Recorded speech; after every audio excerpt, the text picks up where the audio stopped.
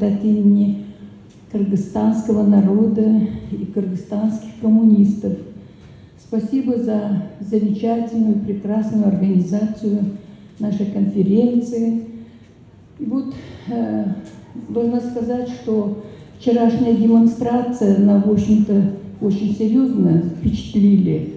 И тот подъем трудящихся масс, осмысление и понимание тех крайне критических, негативных процессов в мире, вот, греческим народом, это нас очень даже обрадовало. И приятно, что коммунисты тоже серьезно консолидированы, и то, что в мире собираются вот коммунистические силы в лице нашей всемирной антиимпериалистической платформы. Теперь хочу остановиться конкретно о тех задачах, вообще-то, которые стоят перед всеми коммунистами, рабочими движениями, социалистическими движениями в современных условиях. Мы должны понять, что сегодня настал тот момент и тот час, когда мы должны быть очень решительными, волевыми, целеустремленными, чтобы не упустить шанс, не упустить момент, который сложился сегодня в мире. Какая сложилась сегодня геополитическая ситуация, которая дает нам возможность решительно переходить на путь социалистического развития, и не где-то в отдельной стране, как говорил Владимир Ильич Ленин в начале 20 века, оно должно пойти в слабом звене. Сегодня кризис человечества, кризис империализма привел к такому состоянию наше общество. Если мы сегодня не перейдем на путь социализма, все это грозит уничтожением не только всего человечества, но и всего живого на земле. И мы должны это понимать, и мы должны это осознавать. Comrades, the interpreter will translate for a moment.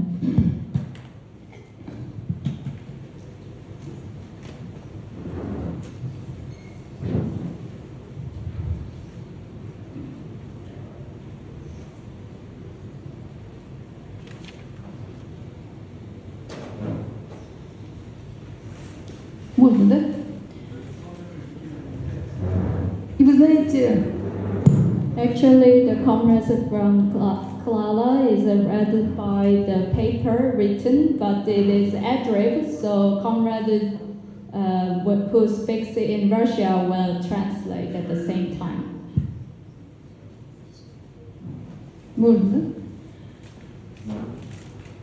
И дело в том, что это та передовая сила, которая понимает, что происходит в мире, которая понимает, что происходит между природой и обществом, между личностью и обществом.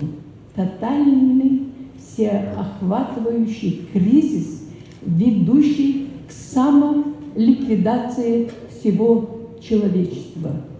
И это не просто какие-то разговоры ученых, естествоиспытателей, а это реальность. И погибнут и верхи, и низы, и супербогатые, и супербедные.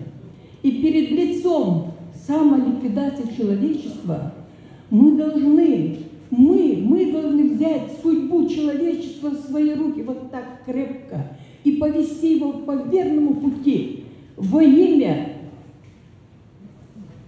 чтобы жизнь оставить на земле, а не полностью его ликвидировать.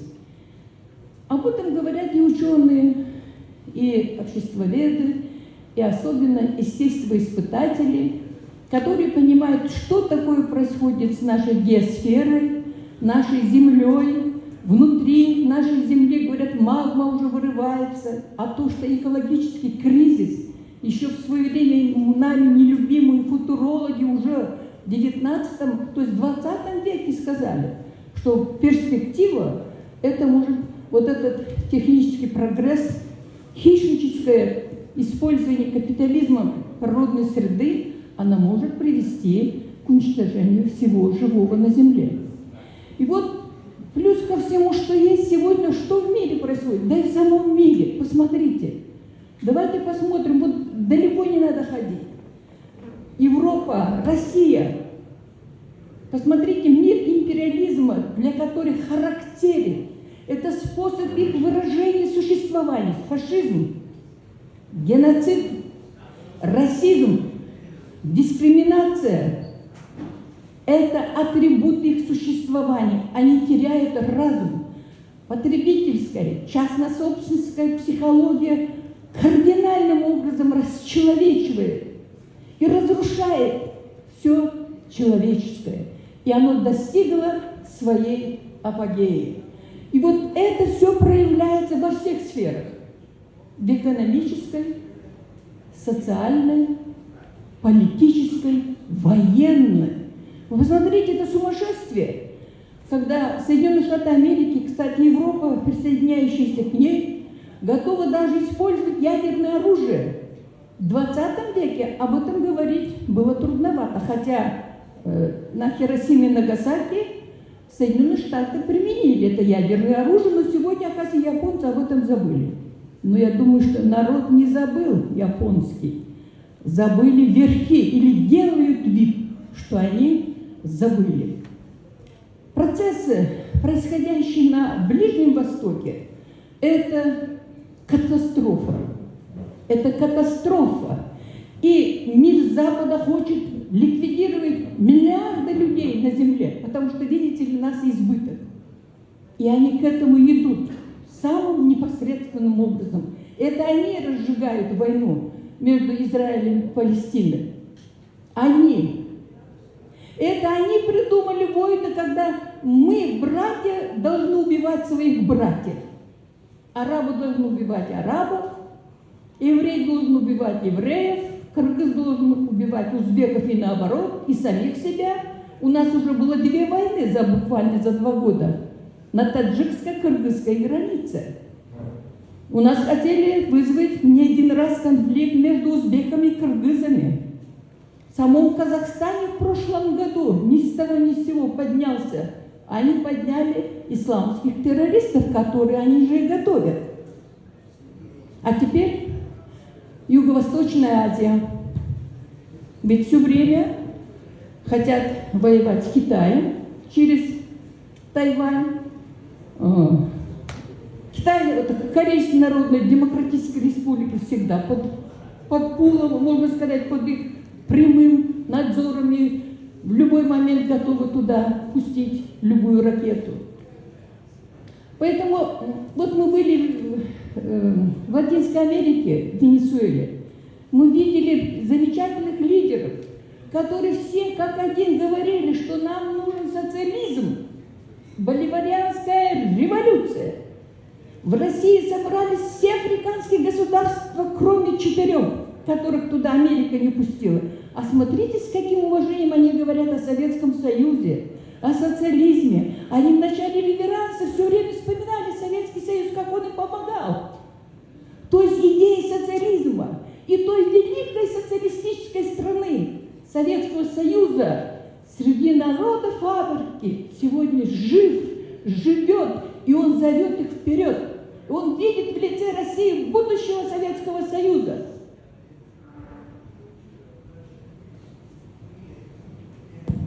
Comrade Clara, is conclusion, please. Conclusion. Поэтому, если мы посмотрим, ну и посмотрите, извините, Соединенные Штаты Америки, они сегодня установили свою диктатуру фашизма, геноцида народов других государств, расизм, различные фобии. На данный момент это русофобия против России. И вот война, которая идет между Россией и Западом, коллективным Западом, извините, пожалуйста, мы у себя говорим коллективным фашизмом Запада. Сюда относятся, к сожалению, и верхи европейских многих государств. Поэтому сегодня Россия воюет с фашизмом именно на территории Украины, используя их предательство верхов. Вообще это была вторая великая страна на территории Советского Союза, и они ее уже практически изничтожили. Братские народы друг друга вынуждены убивать. Поэтому все это остановить кто может? Только социалистическая революция, социализм на всей планете. И вот тут возникает проблема осмысления теории марксизма-ленинизма, социалистическая революция применительна к современным условиям. Сегодня налицо есть революционная ситуация, когда верхи не могут управлять по-новому, но они гниют сами. А низы тоже не хотят жить по-старому. Они протестуют. И вот эта коалиция, вот эти народные бунты, которые возникают, это как раз проявление вот этой революционной ситуации, когда вот этот непримиримое противоречие, тот диссонанс, который существует между супербогатыми и супербедными, оно уже невыносимо. Теперь мы думаем, а как использовать, где субъективный фактор? Все по марксизму. Политические, коммунистические, социалистические политические партии, рабочие движения. Но вы знаете, сегодня и меняются определенные в современных условиях. Я считаю, что Россия сегодня, как целое государство, которое подняло свою меч против фашизма западного, в первую очередь Соединенных Штатов Америки, является субъективным фактором социалистической революции. Ее армия, российская армия, в скобках армия Советского Союза, потому что Россия это несет в себе правопреемница всего Советского Союза. И вообще должна сказать, реально в Организации Объединенных Наций существует только Советский Союз, юридически. А все остальные республики, они незаконно выходили. Это их суверенитет, извините, всех 15 республик, он абсолютно юридически ничтожен. Поэтому возрождение Советского Союза – это объективная юридическая необходимость. И я думаю, что это скоро, очень скоро состоится. И завершая свое выступление, хочу сказать о том, что Кыргызстан, ну вы знаете, в принципе, она всегда была просоциалистическая, и пророссийская, и просоветская. Но в последние годы, конечно, там Сорос, там Аденауры, фонды, штабы ЦРУ, знаете, вот так кишат у нас. Их так много. Да. Но у нас есть прецеденты. Новый президент, он пронародный пока, Садыр Джапаров. Он из-за этого сел в тюрьму, национализировал мощное месторождение Кумтор. Это прецедент для всех мировых держав. Прецедент, национализация. Наше золото теперь в руках государства. Второй прецедент – это народный Курултай. Это народный съезд. Вот скоро 19 декабря будет, второй съезд. Вот чтобы вы могли тоже себя использовать. Это народ боролся, он добился этого. Он контролирует деятельность всех трех ветвей власти, и власть отчитывается перед ними. И второй раз они будут требовать, что они сделали по тем их предложениям и замечаниям.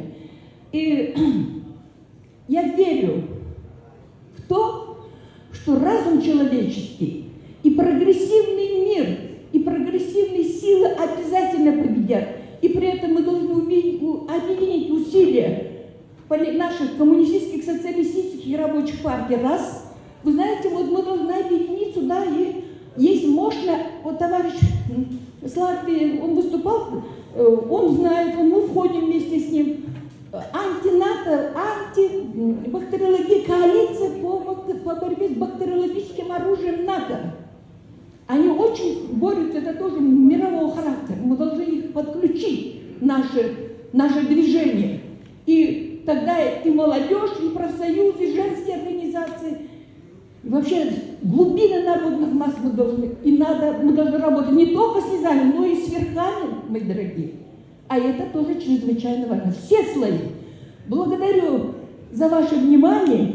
И я верю, что победа будет за нами, за социализм. Наш труд это закономерность. Марксисты были гении. И они показали, что следующий путь развития за капитализмом и империализмом это будет социализм и коммунизм. Желаю нам скорой победы. Всего вам доброго.